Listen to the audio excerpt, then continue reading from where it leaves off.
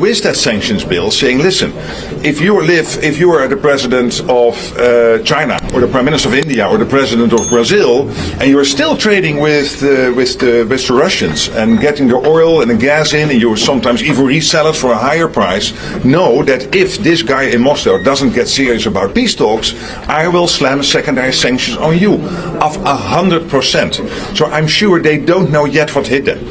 This will take some time to sink in, and I think you guys making this clear in the media, the senators maybe also discussing this with their counterparts in Brazil, India, China, will be very helpful to put maximum pressure on Russia in addition to the weapons delivery into Ukraine. Well, first of all, this is an ongoing process. So this is not just one package. So what NATO is good at is together with the Ukrainians, through our command in Wiesbaden, to design packages which are maximum useful for Ukraine when it comes to air defense, when it comes to ammunition, when it comes to missiles.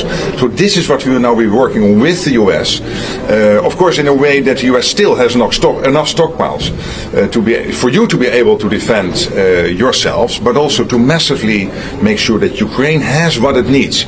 And this is also sending a strong signal to Moscow and to Vladimir Putin that he has got to take these peace talks seriously and get out this historian talking about history since 1250 and send a serious team to Istanbul. Next question. Are they under discussion? Right here. When will the first Patriot batteries arrive in Ukraine, and where are they coming from? Yesterday we have seen Boris Pistorius here, the German defense minister, discussing this with Pete Hegseth, so they are working through all these details.